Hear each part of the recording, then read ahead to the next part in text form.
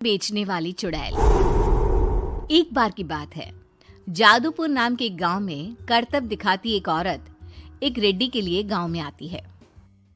आइए आइए मेहरबान कदरदान, खाइए रोहड़ा के ताजे ताजे केले। कभी खाए नहीं होंगे ऐसे केले। पीले पीले केले खाइए। ये कहकर रोहड़ा हाथों में 4 केले लिए उन्हें सर्कल में जोर जोर से हवा में उछालती हुई करतब दिखाती है, जिसे देखकर आसपास के सारे बच्चे अपने अपने मम्मी पापा से उस औरत के पास जाने की जिद करने लग जाते हैं। पापा, ऐसा तो सर्कस में बॉल से होता है ना, ये आंटी तो केले से कर रही है। चलिए ना पापा, देखते हैं। रोहड़ा एक पतली सी तार पर चलती हुई केलों से करतब दिखाती है। आते जाते सभी लोग बाहर रुककर उसके करतब देखते हैं और वाह वाही करते नहीं थकते। जैसे ही एक आदमी पास आकर उसे पैसे देने लग जाता है, तब वो कहती है, अरे नहीं नहीं साहब, मैं करतब तो बच्चों के मन को बहलाने के लिए करती हूँ। धंधा तो मेरा केले का है। पीछे देखो मेरी रिड्डी, जो भी मेरे केले खाएगा मेरी तरह चुस्त दुरुस्त और तंदुरुस्त हो जाएगा। पता चलता है क्या कि मेरी उम्र 55 की है। अरे पर ऐसे ठंड के मौसम में कोई केला क्यों खाएगा? ये ऐसे वैसे केले नहीं है साहब, ये शरीर में गर्मी देते हैं।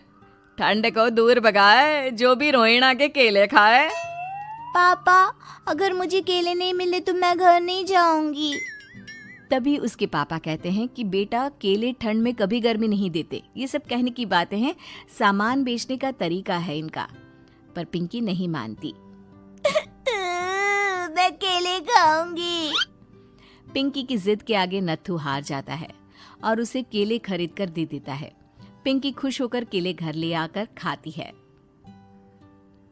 अब मैं भी करतब करूंगी, कितना मजा आएगा। जादुई केले। पिंकी पहला केला खत्म भी नहीं करती कि वो बेहोश हो जाती है। दूसरे केले से एक काला धुआं आता है और रोहड़ा चुड़ैल बनकर बाहर निकल आती है। मेरे भूतिया केले बच्चे न खाए, ऐसा हो ही नहीं सकता। जादूपुर वालों, कब तक बचोगे? आ गई हूं मैं रोहड़ा, जिसका कोई नहीं कर सकता सामना। रोहड़ा पिंकी को गोद में उठाकर काले धुएं में कहीं गायब हो जाती है। शाम के वक्त नत्थू घर लौटता है और पिंकी को घर में ना पाकर उसकी माँ से कहता है, माँ पिंकी कहाँ है? अरे बेटा, उसे तो तू सुबह करतब दिखाने ले गया था ना, फिर कहाँ वापस आए तुम दोनों? मुझे लगा तू उसे अपने साथ मंडी ले गया होगा। हे भगवान, मेरी बच्ची कहाँ गई? मैं उसे घर ही तो छोड़कर गया था माँ। नत्थू गांव के घर कोने में अपनी बेटी को ढूंढता है, पर उसे वो कहीं नहीं मिलती। परेशान होकर आके रो रो कर नत्थू हिम्मत हार कर घर लौट आता है। अगली सुबह रोहड़ा फिर से करतब दिखाने आती है और इस बार पिंकी की तरह रोनी केले खरीद लेता है।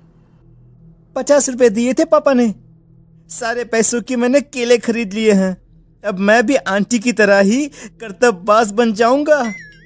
यही सोचते हुए रोनी केले खाता है और पहला अकेला केला आधा खत्म भी नहीं करता कि चुड़ैल उसके सामने आ जाती है।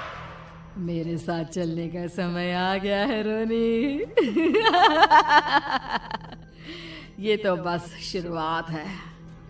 अब इस गांव के सारे बच्चे धीरे धीरे मेरे कब्जे में होंगे। एक बच्चा भी नहीं बचेगा।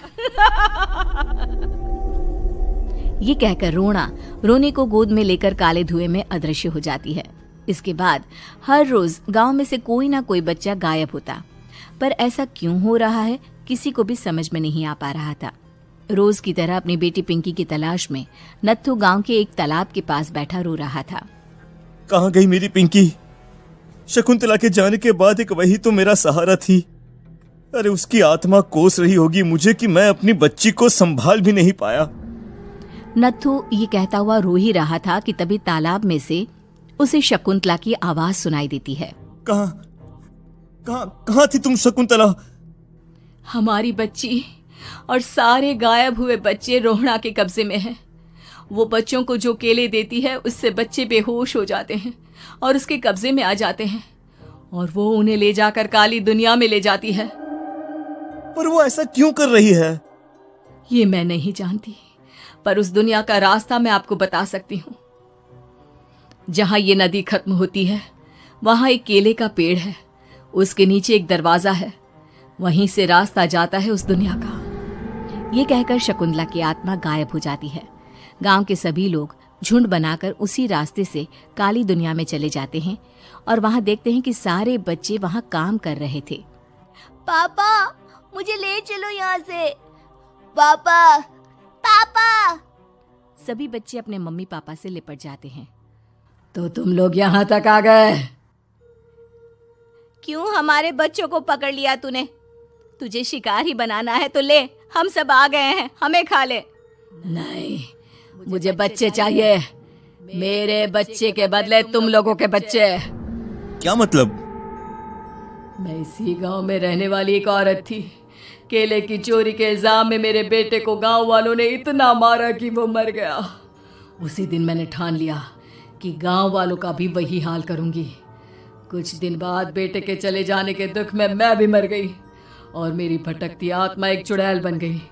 और फिर मैंने बदला लिया तुम सबके बच्चे छीनकर। बर्दाश्त नहीं कर पाए ना, सोचो मुझ पर क्या बीती होगी। हमें माफ कर दो रोना, पता नहीं ये किसकी गलती थी पर हम सभी माफी मांगते हैं। हमारी खुशियां लौटा दो, तुम भी तो एक माँ हो। गांव वालों की बात सुनकर रोना का मन पिघल जाता है और वो बच्चों को छोड़ देती है। उसके बाद काली दुनिया बच्चों के लिए जादुई दुनिया बन जाती है। अब कोई भी कभी भी वहां आ जा सकता था।